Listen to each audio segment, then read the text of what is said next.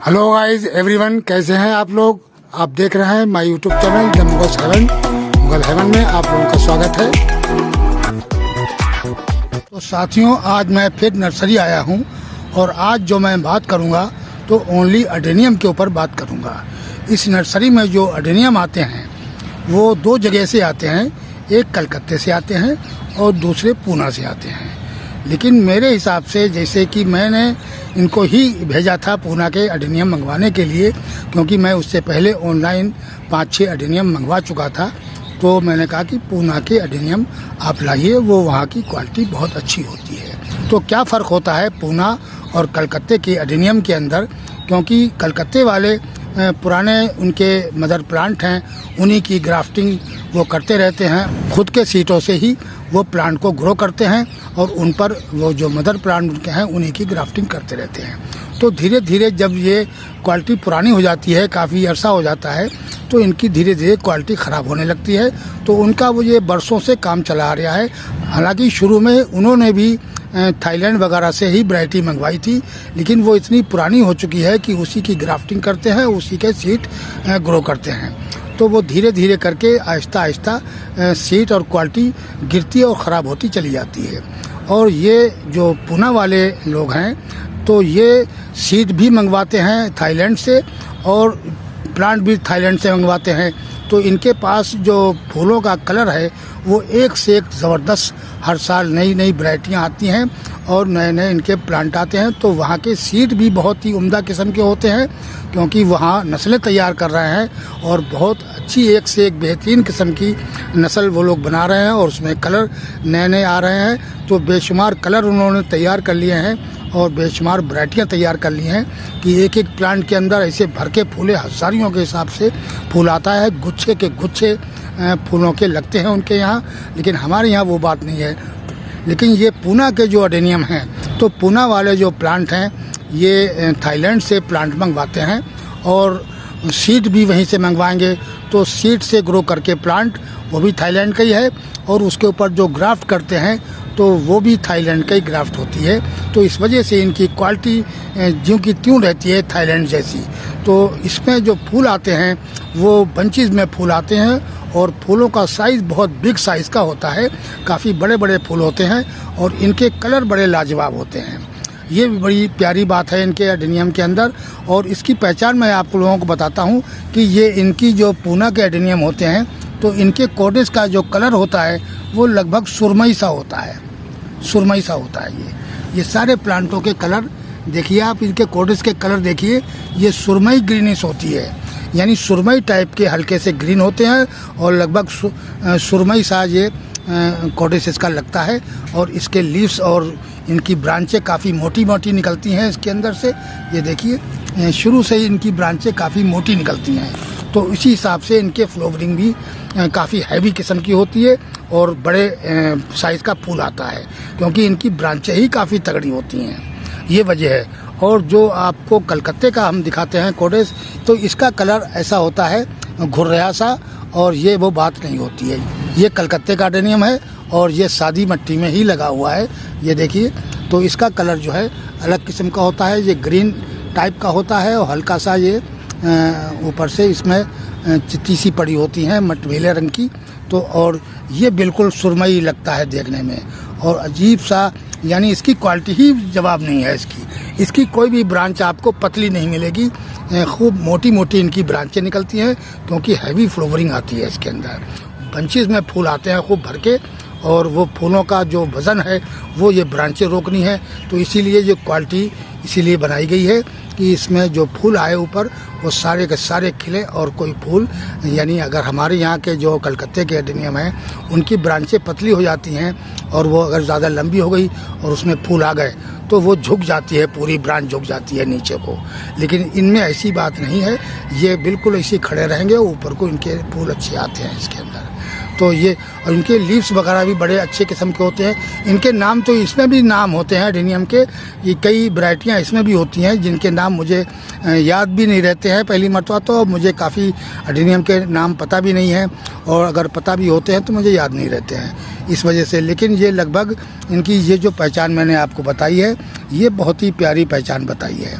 अगर इस टाइप के अडेनियम आप अगर अपने यहाँ गार्डन में लगा सकते हैं तो पूना से मंगवा लीजिए, या जिन नर्सरियों में आप ख़रीद रहे हैं, जिन नर्सरियों से आप अडेनियम ख़रीद रहे हैं, तो उनके यहाँ आपको दोनों पहचाने बताई हैं कि अगर ये सुरमई रंग का कोडेक्स वाला अडेनियम आपको दिखाई दे और इनकी ब्रांचें मोटी मोटी दिखाई दें, तो ऐसा ही अडेनियम आप ख़रीदें और लाके अपने गार्डन के अंदर लगाएं। तो इनके यहाँ ये करीब 100 प्लांट इन्होंने मंगवाए थे, सारे बिक गए। ये थोड़े से हमारे ख्याल ज़्यादा से ज़्यादा 20 प्लांट होंगे ये बचे हैं, और बाकी के सारे बिक गए। हम भी इसमें से 2 प्लांट ले गए थे, लेकिन मैं बरसात के टाइम पे ले गया था और वो उस टाइम पे ओवर वाटरिंग उसके अंदर हो गई रात को, क्योंकि ताज़े मैंने रिपोर्ट किए थे, अच्छे खासे ग्रो हो गए थे, क्योंकि 15-20 दिन के बाद ऐसा हुआ था और उसमें पानी भर गया। सुबह को जब हम आए तो वो पानी से भरे खड़े हुए थे, इस वजह से वो अडेनियम हमारे दोनों मर गए हैं।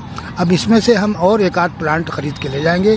तो अभी तो साथियों मैं नहीं ले जाऊंगा, मैं 1-1.5 महीने के बाद जैसे ही फरवरी लगेगी, फरवरी की 15 जनवरी को ही मैं इनमें से प्लांट ख़रीद के ले जाऊंगा, क्योंकि ये बहुत ही अच्छी क्वालिटी के अडेनियम हैं और ऐसे अडेनियम जल्दी मिलते नहीं हैं। इस वजह से इन प्लांटों को मैं छोड़ूंगा नहीं, इसमें से कम 2 या 3 प्लांट हम ख़रीद के ज़रूर ले जाएंगे, क्योंकि ये बहुत बेहतरीन। अच्छा, जब ये इसमें उस टाइम पर फ्लावरिंग वगैरह भी आने लगेगी तो इसकी फ्लावरिंग भी हम देख सकते हैं कि कैसी फ्लावरिंग किस प्लांट में आ रही है, तो उसके हिसाब से भी हम इनको छांट लेंगे कि अगर फ्लावरिंग अच्छी आ रही हुई तो हम फिर उसी हिसाब से इसमें से अच्छे फ्लावरिंग जो हमारे पास कलर नहीं है उन कलर का हम इसमें से अडेनियम छांट के ले जाएंगे। तो फरवरी कुछ दिन के बाद शुरू हो जाएगी और उसकी रिपोर्टिंग हम जाते ही कर देंगे। तो इस वजह से हमने इनके बारे में आप लोगों को बता रहा हूँ कि ये जो 2 क्वालिटी के अडेनियम होते हैं, यानी एक कलकत्ते के और या आपके पूना के, तो इसमें से बेहतर जो होती है वो पूना की वैरायटी होती है। और वो उसकी वजह ये वो भी सारी बताई मैंने आपको कि ये प्लांट भी वहाँ से मंगवाते हैं और सीड भी वहीं से मंगवाते हैं। इस वजह से इनकी क्वालिटी जो है वो थाईलैंड जैसी ही बिल्कुल होती है। तो अब बात करते हैं इनकी प्राइस की। तो साथियों ये थोड़े से महंगे मिलते हैं। ये जो आप साइज़ देख रहे हैं, ये साइज़ इनका लगभग ये 350 रुपये का एक अडेनियम दे रहे हैं, लेकिन कोई इतना बुरा भी नहीं है, साइज़ भी लगभग ठीक ही है। तो इतना बड़ा अडेनियम अगर और बड़ी नर्सरियों में लेने जाएंगे तो वो कम से कम 400-500 रुपये ले लेंगे। इस वजह से ये सस्ते पड़ेंगे हमें, क्योंकि हम कई जगह इनका रेट भी पूछ चुके हैं कि इनका रेट क्या है, तो उन्होंने किसी ने 500 बताया, किसी ने 600 बताए। अगर ऑनलाइन मंगवाएंगे तो इससे भी छोटा अडेनियम जो है वो 700-800 का ऑनलाइन दे रहे हैं। तो उससे बेहतर यह है कि ये 350 रुपये का अडेनियम हम यहाँ से ख़रीद लेंगे, क्योंकि इनकी क्वालिटी बहुत अच्छी है। और 350 का अगर कलकत्ते का होता तो वो हम 300 का भी नहीं लेते, लेकिन ये हम 350 का ख़रीद लेंगे। लेकिन हम पिछले वाले जो अडेनियम ले गए थे उसमें इन्होंने 50 रुपये घटा दिए थे, यानी 300 रुपये का हमको अडेनियम दिया था। अगर हमारे थ्रू कोई और भी अगर आएगा अडेनियम ख़रीदने के लिए तो मैं उसको 300 में ही दिलवाऊँगा, क्योंकि मैं यहाँ से 300 रुपये का ये अडेनियम ख़रीद चुका हूँ। इस वजह से अगर कोई हमारे थ्रू आएगा या मेरा वीडियो का लिंक बताकर अगर वो रेट बताएगा इनको, तो ये उससे 300 रुपये में उस अडेनियम को दे देंगे। इसी कोई बात नहीं है, 50 रुपये एडेनियम को घटा देंगे। ये आप इनको अगर ख़रीदना चाह रहे हैं तो इस टाइम पर डोरमेंसी के टाइम भी आप इनको ख़रीद सकते हैं। आप आइए यहाँ से और ख़रीद सकते हैं आप इन एडेनियम को, क्योंकि आपने इनको सिर्फ रिपोर्ट नहीं करना है, बस ऐसे ही ले जाके अपने गमले उठाकर और अपने गार्डन में रख दीजिए और ये रखे रहेंगे।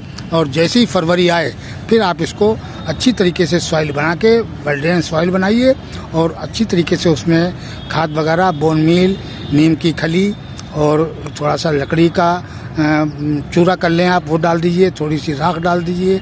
और इसके अंदर राइस खस आपके पास हो तो राइस खस इसके अंदर अच्छी क्वालिटी में डालकर और इस प्लांट को रिपोर्ट कर दीजिए। बहुत बेहतरीन ये ग्रो करेगा आपका। तो इसको इस टाइम पे ना रिपोर्ट करके आप ख़रीद लीजिए, इस टाइम पर ले जाइए और ले जाके ऐसे ही गार्डन में रख दीजिए एज इट इज़, और जैसी फरवरी लगे आप इसको रिपोर्ट कर सकते हैं। तो अब आप लोग समझ गए होंगे कि अडेनियम को किस टाइप का अडेनियम नर्सरियों से ख़रीदें और किस टाइप का अडेनियम ना ख़रीदें। उस अडेनियम में खामखा पैसे फेंकने होते हैं। और ये जो क्वालिटी आपको बताई है मैंने अगर आप इस तरीके का अडेनियम खरीद के अपने गार्डन में लगाएंगे तो आप मुझे याद रखेंगे कि हमने कितनी बेहतरीन बात आप लोगों को बताई है कि इस क्वालिटी का अडेनियम आप अपने गार्डन में लगा कर तो देखें। फिर उसकी फ्लावरिंग देखिए आप, कितनी ज़बरदस्त फ्लावरिंग होती है उसके अंदर, और जो फूल आएगा वो बहुत बिग साइज़ का आएगा। असल में ये जो लगा आता है तो ये कोकोपीट में लगे होते हैं, ये कोकोपीट में लगे हुए हैं। अभी इन्होंने 2-3 दिन पहले इसके अंदर पानी डाल दिया था, तो मैंने इनको काफ़ी आके सुनाया कि इस टाइम पर सर्दियों के टाइम पर आप ये डोरमेंसी में जाने वाले हैं एडेनियम। अभी तो खैर लीफ इसके अंदर आ रहे हैं क्योंकि कोकोपीट में लगे हुए हैं, तो इसके अंदर नमी बनी रहती है और धूप के अंदर रखे हुए हैं, तो इस वजह से इनके अंदर अभी लीव्स आ रहे हैं। लेकिन ये भी कुछ ही दिन के अंदर डोरमेंसी में चले जाएंगे। और इन्होंने इसके अंदर पानी डाल दिया, तो मैंने इनको काफ़ी सुनाया आके कि बिल्कुल इसको पूरी सर्दी आप पानी बिल्कुल ना दें, क्योंकि कोकोपीट में लगे हैं।